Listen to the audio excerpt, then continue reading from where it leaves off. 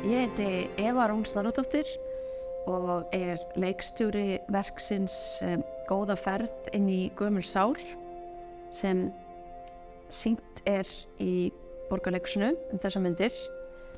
Góða ferð inn í gömul sál heimilda- og upplifunarverk sem fjallar alnæmisfaraldurinn í Reykjavík á 9. og 10. áratugnum.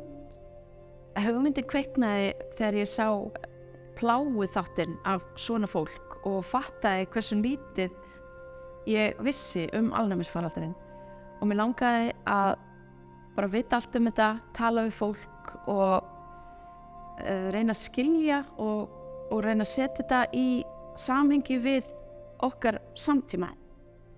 Sýningin unnin í samstarfi við magnaða einstaklinga úr hinsegin samfélaginu og við hlökkum til að taka á móti þér.